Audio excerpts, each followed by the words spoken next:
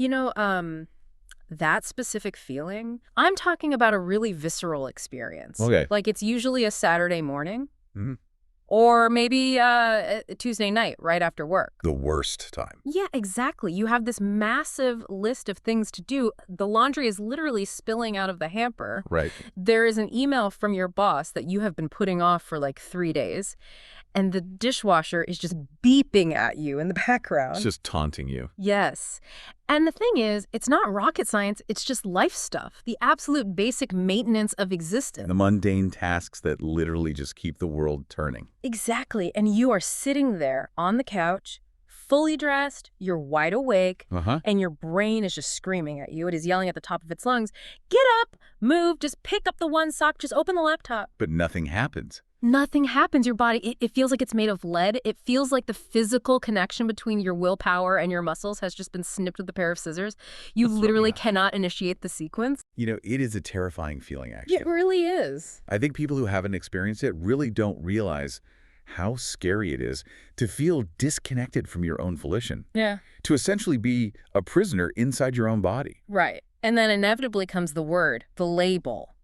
It lands on you like a ton of bricks, and it's usually the very first place our own minds go, which is, I am lazy. Laziness. Yeah. It's the ultimate character judgment in our society. It implies a deep moral failing. But here's the thing, and this is exactly why we are jumping into this deep dive today. We have a massive stack of research here that is going to change everything about how you view that specific moment on the couch. Completely flip it on its head. Yes. We have everything from systematic reviews of EEG brain scans to deep neurochemistry papers. And they all suggest that the feeling you are experiencing, that couch lock, it is not laziness. Not even close. In fact, biologically speaking, it is almost the exact opposite of laziness. We are going to completely dismantle that narrative today. And I really want to be clear right out of the gate. Yeah. This isn't a motivational speech. No. No rah-rah stuff here. We aren't here to say you can do it if you just believe in yourself. We are here to look at the hard mechanics of why you actually can't do it. What is physically happening under the hood of your brain when that paralysis sets in? And speaking of hoods, that brings us immediately to the central analogy of this entire stack of research. It's an image that appears in the work of Dr. Edward Hallowell, and it just keeps popping up in the literature. Because it is so perfect. It really is perfect for describing the ADHD experience. A Ferrari. The Ferrari engine with bicycle brakes. It's such a sticky image, isn't it? Yeah. It captures the duality of the condition perfectly. Let's unpack that for a second, because I think when people hear ADHD, especially if they are just learning about it, they think deficit. Right. Attention deficit. It's right there in the name. Exactly. They think, oh, broken engine. They think slow. But this analogy suggests the engine is actually, well, overpowered. Precisely. And that is the very first major misconception we need to clear up today.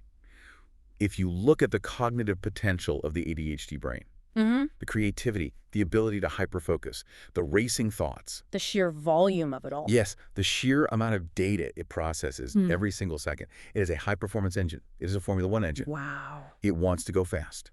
It absolutely thrives on speed, intensity, and high-octane simulation. So you have this massive horsepower. You have a brain that is literally generating ideas at a mile a minute. That is the Ferrari part. Correct. But then you have the brakes. The brakes represent the prefrontal cortex. Yeah. That is the part of the brain sitting right behind your forehead. The CEO of the brain. Exactly, the Yes. CEO. It is responsible for what we call executive functions. Planning, organizing, inhibiting impulses, and crucially stopping. Stopping, which is hard. Very hard. Mm-hmm. Because in the ADHD brain, both structurally and chemically, that braking system is undersized. So just to visualize this for everyone listening, you are sitting in a vehicle with an engine that desperately wants to go 200 miles per hour. Right. But you are equipped with the brake pads of a Schwinn bicycle. And think about what happens when you try to stop a speeding Ferrari with flimsy bike brakes. You skid. You burn out. You miss the turn completely. You crash through the garage door. You cannot park the car in the designated parking spot, even though you desperately want to park the car. And I think that is the crucial part right there. The wanting. That inability to steer or stop isn't a moral failing. It isn't because you are a fundamentally bad driver. No. It's a mechanical mismatch. Exactly. So our mission for this deep dive is to essentially take that mechanics perspective. We really want to pop the hood. Let's get our hands dirty. We are going to look at the fuel lines. That's the dopamine. We're going to look at the electrical system, the EEG waves, and then we're going to build an operating manual. Because if you don't have the right manual, If you are trying to drive a Ferrari like it's a standard minivan, you are going to ruin the engine, and you are going to feel like a terrible driver every single day of your life. I love that framing.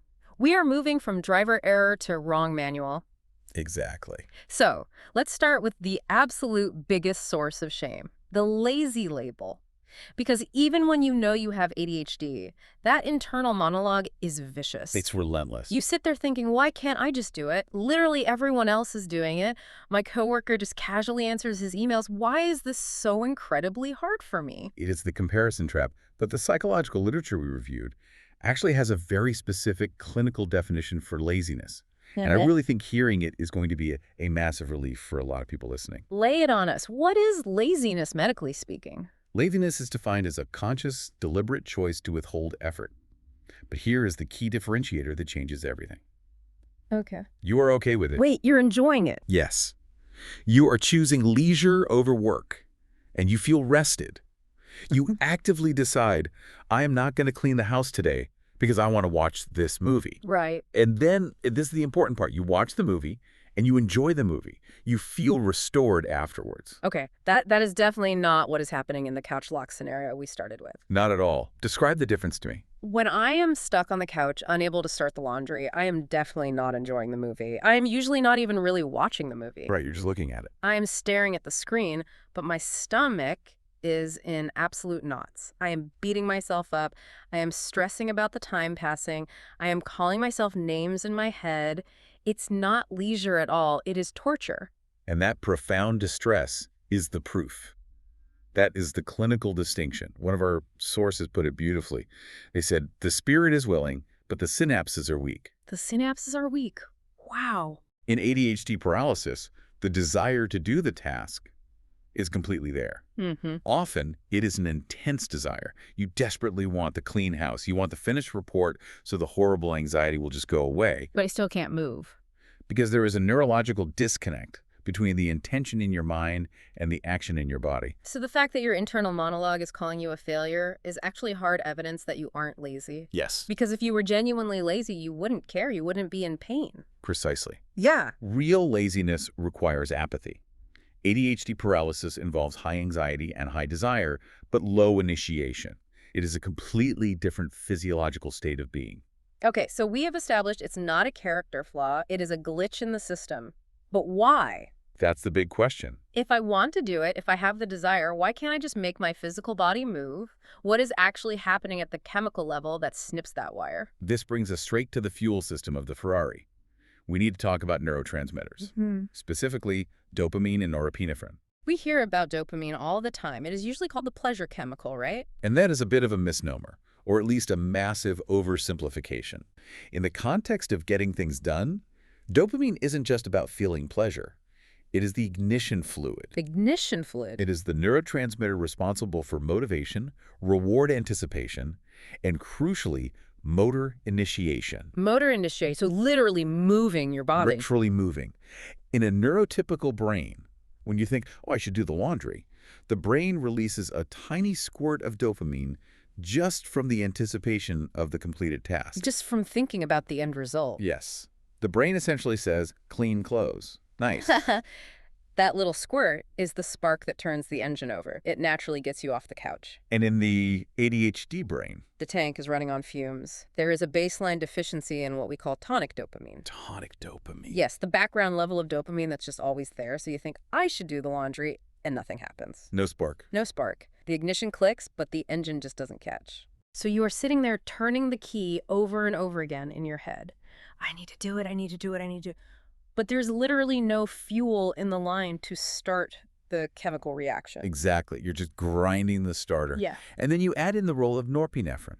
That's the adrenaline cousin, right? Roughly, yes. Yep. Norepinephrine regulates attention, overall arousal, and executive function. It is what allows you to hold a specific thought in your working memory. It is the oil that keeps the mental gears running smoothly. Okay. When that is dysregulated, which it absolutely is in ADHD, your working memory becomes like a sieve. Is this why I walk into a room and immediately forget why I'm standing there? Yes, or why you can't follow a three-step instruction. Yeah. You hold on to step one, but by the time you get to step two, step one has completely fallen out of the hole in the bucket. That is so frustrating. It is. So you have a brain that can't remember what it's supposed to be doing and doesn't have the fuel to start doing it anyway. This leads us directly to a concept from the research that I found to be really validating. One source called it the dopamine trap, or the dopamine desert. Oh, this is a vital concept. It totally explains the agonizing decision-making process the ADHD brain goes through every single minute of the day. It really is a survival mechanism. Yeah. We absolutely have to stop thinking of the brain as a moral judge and start thinking of it as a biological machine that is just trying to keep the lights on. It's just trying to survive. It is constantly monitoring its internal fuel levels. So walk us through the math. What is the calculation the brain is doing when we are, quote unquote, procrastinating? Okay, imagine your brain is that Ferrari, but the gas gauge is practically on empty. The light is blinking red on the dashboard. You are in emergency mode. Panic mode. All right, now you have two destinations in front of you. Destination A is filing taxes. A fate worse than death. Biologically speaking, yes, because that task offers zero immediate reward. It is boring, it's deeply difficult, and it is abstract. It is a dopamine desert. So the brain looks at that and says, what? To do that task, your brain has to actively spend fuel that it simply does not have. It looks at the tank, looks at the dense tax forms and says, we will literally stall out and die if we try that right now. Wow. And destination B? Destination B is scrolling TikTok or playing a video game. The dopamine jackpot. High stimulation, bright colors, immediate feedback loops, novelty every 15 seconds. It is a fully stocked gas station. So the brain isn't being bad. It isn't being irresponsible or immature. It's being entirely logical. Completely illogical. It's saying, I am starving for dopamine. Destination A will kill me. Destination B will feed me. I am going to destination B. Every single time. It is a subconscious survival calculation. Yeah. The brain is frantically trying to get its chemical levels back to a functional baseline just so it can operate. It is essentially self-medicating with stimulation. This really explains the paradox of hyperfocus, doesn't it? Because that is the other side of the coin that totally confuses people. It confuses everyone, especially parents. Right. They say, you can't have an attention deficit. I just saw you play that complex video game for 6 hours straight. Or I saw you research the entire lineage of the Targaryen kings for 4 hours without blinking. Right. Because of the blanket fort or the video game is the jackpot. It provides a massive, steady stream of interest and challenge, which means a steady stream of dopamine. So the fuel is there for that specific thing. Exactly. The emails are the desert. The ADHD brain has an incredibly difficult time regulating energy for things that are important, but not interesting. And that right there, important versus interesting, that is the absolute perfect segue to the work of Dr. William Dodson. This was probably the biggest aha moment for me in the entire stack of sources. Dr. Dodson is an absolute legend in this field. He proposes a completely different framework for understanding the ADHD nervous system. Break it down for us. He argues that the neurotypical world, the standard operating system that society is built on, is an importance-based nervous system. Meaning most standard brains are motivated simply by the concept of importance. Right. If a neurotypical person thinks this is important, or my boss really wants this, or I will get a massive fine if I don't do this, they can internally synthesize the motivation to do it. Just from the concept itself. The abstract concept of importance is enough to trigger the dopamine release. I should do this, therefore I will do this. But for the ADHD, brain importance is basically meaningless. It is neurologically irrelevant. And this is so incredibly hard for partners, parents, and teachers to understand. It is not that people with ADHD don't know what's important. Right, we aren't stupid. No. Intellectually, you fully understand the consequences. You know you need good grades. You know you need to pay the electric bill. But that intellectual knowledge does not connect to the ignition switch. So the word important does not release dopamine. It does not. So you can literally stare at a tax bill, fully know it's important, fully know you will go to jail or get evicted if you don't pay it, and still be physically unable to pick up the pen. Because the ADHD nervous system is interest-based. It runs on a different fuel mixture entirely. It's like trying to put diesel fuel into a premium gasoline engine. It just will not run. This is wrong chemistry. According to Dodson and the systematic reviews we looked at, there are really only 4 things that reliably jumpstart this specific engine. The 4 keys to ignition. I think we should really go through these methodically, one by one, because if you know what your keys are, you can finally stop trying to use the importance key that doesn't fit the lock. Stop jamming the wrong key. Right, and start using the ones that actually turn the engine over. Absolutely. Key number one is interest. Pure fascination. If an ADHD brain is genuinely deeply interested in something, the disability essentially vanishes. In fact, it often flips into a superpower. You get that Ferrari performance we talked about. You can just go and go and go. You can completely lose track of time, forget to eat meals, and work for 12 hours straight on a project. Because the task itself is actively generating the dopamine needed to sustain the attention. Exactly. It is a self-fueling loop. The brain is saying, more of this, please. This feels amazing. Okay, key number 2 is novelty. The shiny and the new. The ADHD brain is fundamentally a novelty-seeking machine. This explains so much about the hobby graveyard that many of us have hiding in our closets. Oh man. You mean the expensive knitting needles, the fancy watercolor paints, the sourdough starter kit, and the 3 ukuleles that were used for exactly 2 weeks? That is exactly what I mean. And people beat themselves up about this constantly. Yeah. They think they're quitters. They think they have no follow-through. But they don't. No, this system didn't fail. The novelty simply wore off. You bought the brand new planner, and for 3 days, you were the most incredibly organized person on planet Earth. Color-coded tabs and everything. Because the planner was new. The very act of organizing your life was a novel experience. But the moment it became a routine, the moment it shifted into maintenance mode, The dopamine completely dried up. the dopamine dried up and the brain violently disengaged. That makes so much sense. That is also why changing your physical environment works so well, right? Like working from a bustling coffee shop instead of your quiet desk at home. Yes, it is a novel environment. The brain wakes up to process all the new sensory data, the smells of the coffee, the sights of people walking by, and you can kind of surf that wave of wakefulness right into your boring work. Surf the wakefulness. I like that. Okay. Okay, key number 3 is challenge. Competition, difficulty, friction. If a task is too easy or straightforward, the ADHD brain basically falls asleep at the wheel. It's boring. There's no friction to grab onto. But if you make it a game, Oh, if you make it a game, everything changes. If you say to yourself, I bet you cannot possibly clean this entire kitchen in under 5 minutes, Yeah. or I'm going to race the microwave timer to load the dishwasher, suddenly the lights come on in the brain. the brain needs that friction to feel engaged. It needs a complex problem to solve. It absolutely loves the underdog story. The thought this is impossible is often vastly better motivation than this is easy. And finally, the 4th key. The one I think most people with ADHD rely on, usually to their own massive detriment. Urgency. Ah, yes, the deadline. The panic monster. Why does waiting until the absolute night before a huge project is due work so incredibly well? I mean, it feels physically terrible, but it always gets the job done. Because intense urgency floods the brain with adrenaline and cortisol. And in high enough doses, adrenaline can actually simulate the effects of dopamine. Oh, wow. It forces the engine to turn over violently. It is a very dirty fuel. It leaves a ton of toxic exhaust and leads to massive burnout. But in a pinch, it works. This is the classic crammer in high school or college. The person who physically could not write a single word of the paper 2 weeks ago, but can somehow churn out a brilliant 10-page thesis at 4 in the morning. They weren't procrastinating in the traditional lazy sense.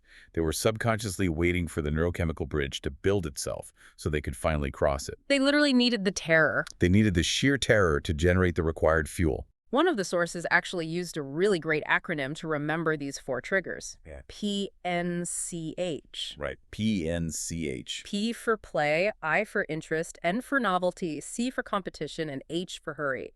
It is a phenomenal heuristic. If a task does not have one of those PNCH elements inherently baked into it, it is just not going to happen without a massive, exhausting internal fight. You are trying to start a campfire with soaking wet wood. Exactly. And let's talk about that specific fight, because we aren't just talking about abstract psychology here anymore. We have some incredibly hard science, some actual electrical engineering of the brain that explains why boring is so physically painful. Yes, the EEG data. This is the section on theta waves, which I honestly found absolutely fascinating. This is where we completely move from behavioral theory to what is actually measurably happening on the EEG monitors. One of the papers we deeply analyzed was a systematic review of brainwave activities, specifically in adults with ADHD. So measuring the actual electricity pulsing through the brain. Right. And to fully understand this, you really need a quick primer on brainwaves. Beta waves are fast frequencies. Okay, beta is fast. They happen when you are highly alert, focused, thinking critically, solving complex problems. That is the brain's work mode. And theta waves? Theta waves are slow, very slow. They are the waves of daydreaming, drowsiness, deep relaxation, or that weird transition period right as you are falling into sleep. Okay, so what did the systematic review actually find?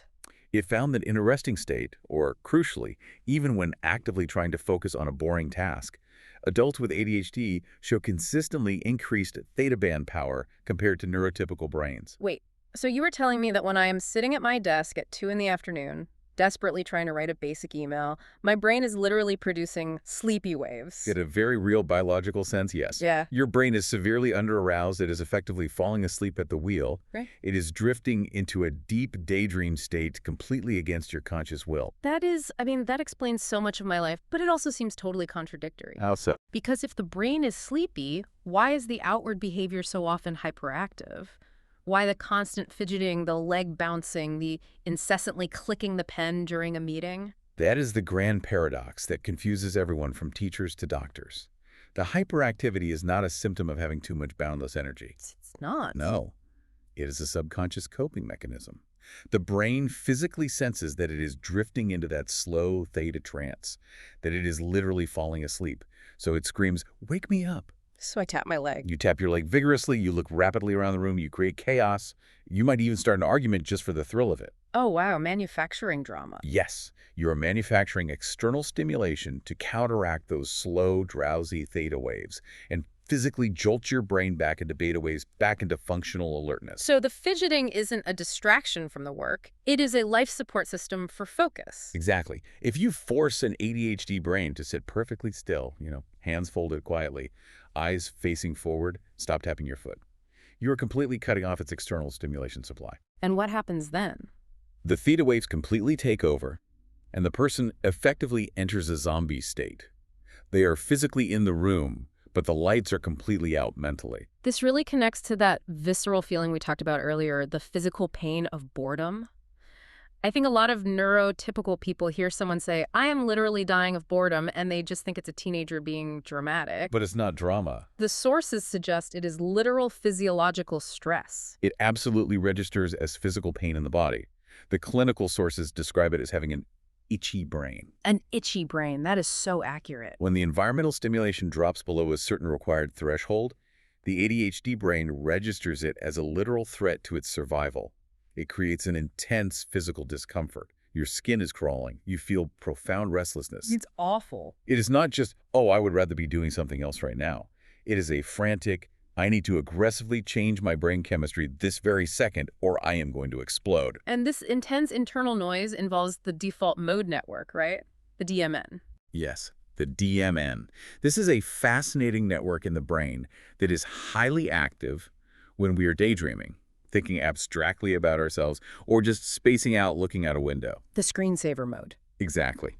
Now, in a neurotypical brain, when you start a demanding cognitive task, let's say, doing a complex math problem, the DMN cleanly shuts off, and the task positive network turns on. It's a clean switch, like flipping a light switch on the wall. Clean on, clean off. But in ADHD, that switch is incredibly glitchy. The DMN and the daydreaming network does not completely shut off. It stays stubbornly active while you are simultaneously trying to focus on the math. So you are sitting there trying to carry the 2 in the math problem, but you also vividly have a radio playing in the background of your mind. And you are imagining someone talking to you about what you're going to eat for dinner, and a catchy pop song is stuck on a loop, and you are randomly agonizing over that embarrassing thing you said at a party in 2014. Yes. You are fighting a massive constant stream of internal interference. You aren't just doing the math task, you are doing the math task while actively suppressing a full-blown riot inside your own head. That sounds metabolically exhausting. It is incredibly metabolically expensive. It burns a tremendous amount of glucose. That is exactly why people with ADHD often feel completely physically drained after a day of supposedly just sitting around at a desk. They haven't been just sitting around. Not at all. They have been aggressively wrestling a Ferrari engine that refuses to idle for 8 hours straight. Which brings us back around to ADHD paralysis, the couch luck we started the show with. It's not a state of relaxation at all. It is actually a profoundly high-stress state. It forcefully consumes energy. Yeah. You're sitting there on the couch, maybe mindlessly scrolling your phone, but your internal cortisol is spiking. Your muscles are physically tense. You're fighting a war with yourself. Right. True relaxation restores your battery. ADHD paralysis rapidly drains it. And because it looks identical to sitting around doing nothing to an outside observer, it very often gets misdiagnosed by professionals as depression. The depression mimic. This is such a critical clinical distinction because the treatments for the two are entirely different. Right, you don't want to treat the wrong thing. Chronic understimulation looks exactly like clinical depression from the outside. You see apathy, deep fatigue, a total lack of motivation, maybe a really messy house. So how do you actually tell them apart? If I am hopelessly stuck on the couch, how do I know if I am depressed or if I am just severely understimulated? The sources suggest a really practical thought experiment. They call it the desire test or the amusement park test. Okay, how does that work in practice? In severe clinical depression, you very often experience anhedonia. You completely lose interest in the things you used to genuinely love. Even if you magically could go do your favorite thing in the world, you just don't really want to. The spark is completely gone. The spark is gone. But with ADHD, What happens with ADHD? with ADHD understimulation, the deep desire is still absolutely there. You want to do the hobby. You really want to go see your friends. You just can't initiate. Exactly. If a good friend suddenly burst into your living room and yelled, "Get up! We're going to an incredible amusement park right now. Get in the car!" which is a high dopamine, high novelty, high interest activity, the ADHD person would likely snap out of the paralysis almost instantly and be totally ready to go. The mental fog lifts immediately because the massive dopamine hit was externally provided. Yes. But a clinically depressed person would likely just say, "No, thank you. I just want to stay in bed." Yeah.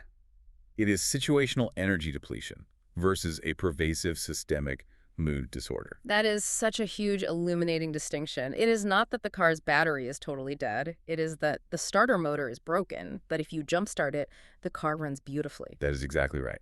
So, we have thoroughly diagnosed the engine now. We Yeah. know it's a Ferrari. We know it has terrifyingly small bicycle brakes. We know it has a glitchy starter motor. Yes. We know it exclusively runs on interest and novelty, not societal importance. Mm. And we know it produces sleepy theta waves when it's bored, which causes painful restlessness.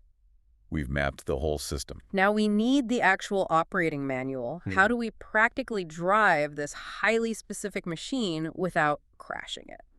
The sources provided a really robust toolkit for this. And the specific tool that is getting the absolute most attention right now, is really exploding in popularity in 2026, is something called body doubling.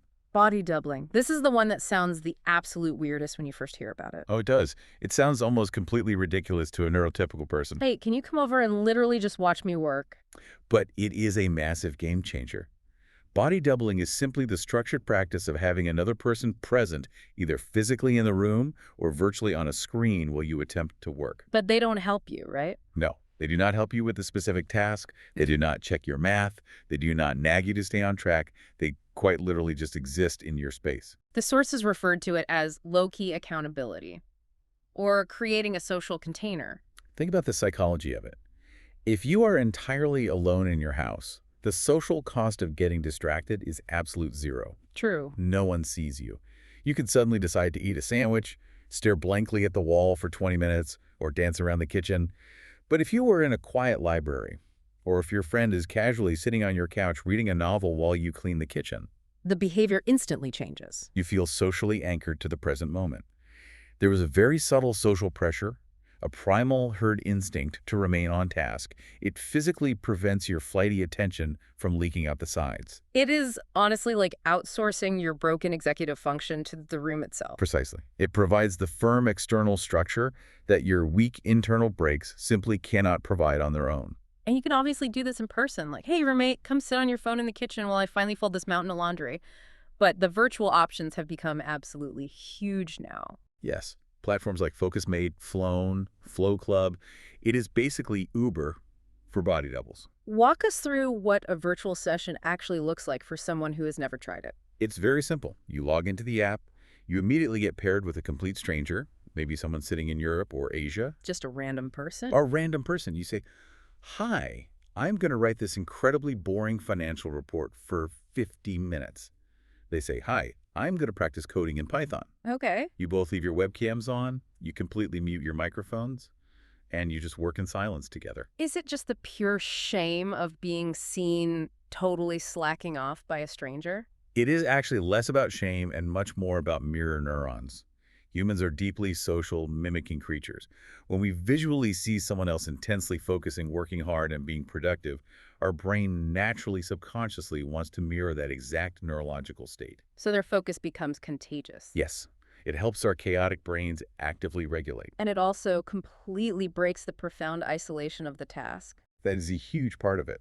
The wall of awful that builds up around a dreaded task is very often built directly out of loneliness. The wall of awful. I've felt that. Doing a very hard, boring thing entirely alone in a silent, empty room feels incredibly heavy. Doing it alongside someone else, even digitally through a screen, profoundly lightens the psychological load. So that is a brilliant structural hack. Let's pivot and talk about sensory hacks. Because we established earlier that pure silence can actually be terrible for the ADHD brain because it loudly amplifies all the internal noise. Silence is absolutely deafening. If the physical room is too quiet, the ADHD brain will inevitably start listening to its own racing thoughts, which are incredibly loud, chaotic, and highly distracting. So we physically need to introduce noise, what the sources call stochastic resonance. That's the fancy acoustic term. Basically, adding a very specific type of random background signal like white noise, brown noise, or pink noise can actually dramatically enhance signal detection in the brain. It raises the noise floor, essentially. Imagine you are lying in bed trying to sleep, and the house is dead silent, and you hear a single floorboard creak in the hallway. It sounds like a gunshot. Exactly, because the contrast is so high. But if you have a loud box fan running in the bedroom, you never even hear the creak. So in this analogy, the steady brown noise in your headphones actively drowns out the creaks of your own brain. Exactly. The random intrusive thoughts, the sudden impulse to check your phone, they get washed out so you can actually lock on to the main signal of your work. Precisely. And brown noise is becoming particularly popular in the community because it is a much deeper frequency. It sounds like heavy rainfall or a low airplane rumble, which many people find vastly more soothing than the harsh, high-pitched hiss of standard white noise. And then there is the Mozart effect mentioned in the research. Yes. This was a very specific, controlled study showing that actively listening to Mozart actually improved both current mood and sustained focus in adults diagnosed with ADHD. Just Mozart. Well, the working theory is that the intricate complexity and mathematical structure of classical music provide just enough layered stimulation to fully occupy the distraction part of the brain. The distraction part. Think of it like a chaotic toddler running around inside your head. The complex music is a shiny toy. It keeps the toddler completely busy in the corner, which firmly leaves the focus part of the brain, the adult, free to actually sit at the desk and do the difficult work. You are actively distracting the distractor. I absolutely love that visual. It works incredibly well. Okay, moving to arguably the absolute hardest part of this whole condition, initiation, the actual physical act of starting. The 2-minute rule is a productivity classic, but let's really look at why it works so specifically well for this particular Ferrari brain. It directly addresses that brutal dopamine calculation we talked about earlier. The desert versus jackpot calculation. Right. If you stand in your hallway and say to yourself, I need to deep clean this entire disastrous house, the brain rapidly calculates the immense energy cost, vividly sees that it is a massive dopamine desert, and aggressively slams on the bicycle brakes. Absolutely not. Way too expensive. We will die. The mental wall to climb is just way too high. So you purposefully lower the wall. You negotiate with your own neurology. You say, okay, I am not going to clean the house. I am literally just going to pick up these 3 socks and drop them in the hamper. That is it. It will take exactly 2 minutes. And the brain recalculates. The brain recalculates and says, okay, I can afford 2 minutes of effort. That won't kill us. And then once you initiate, once you successfully bridge that agonizing synaptic gap, You almost always just keep going. because the intense friction is solely in the starting, not in the doing. It is the physics concept of static friction versus kinetic friction. It takes a tremendous amount of brute physical force to get a heavy, stationary box moving across the floor. But once it's sliding, But once it is sliding, it takes very little effort to keep it moving. You just need to psychologically trick the brain into providing that very first hard push. finally, my absolute favorite concept from the entire stack of research, the dopamine menu. This completely turns the concept of self-regulation into a fun restaurant order. It is a brilliant, practical framework. We naturally tend to reach for junk food dopamine when our levels are low and we are desperate. Endlessly scrolling social media, eating refined sugar, impulse shopping online. It's extremely quick, but it makes us feel physically and mentally gross later. It is totally empty calories. The dopamine menu asks you to proactively prep healthy, sustainable sources of stimulation beforehand. You quite literally write them down on a physical menu. Let's actually build a menu right now. Walk us through the appetizers. Appetizers are quick hits, very low effort, immediate neurological reward, physically petting the dog for 2 minutes. Eating a really intensely sour piece of candy, that sudden sensory shock, is absolutely fantastic for abruptly waking up a sleepy theta brain. Oh, sensory shock. I like that. Doing 5 rigorous jumping jacks. Or consciously listening to exactly one extremely high-energy song on maximum volume. So these are things that quickly give you a bright spark to get moving, but don't suck you into a 3-hour time vortex like TikTok would. Right, it's a controlled dose. Then you move on to the entrees. A big heavy stuff. These are the deeply fulfilling, high-investment activities that truly sustain you long-term. Spending an hour on a genuine creative hobby, taking a long, vigorous walk in nature without your phone, calling an old, good friend. These restore the soul, not just the raw neurochemistry. Exactly. And finally, you have the sides. The sides. This is the one I honestly use the absolute most in my daily life. Sides are utterly crucial for survival. This is exactly how you successfully make profoundly boring tasks finally palatable. You purposely pair a low dopamine, dreaded task with a high dopamine side dish. So if folding a mountain of laundry is the boring main dish, what is the side? Watching an action-packed Marvel movie, or listening to a really gripping true crime story. If walking mindlessly on the treadmill at the gym is the main dish. Blasting your absolute favorite high-energy playlist in your headphones is the side.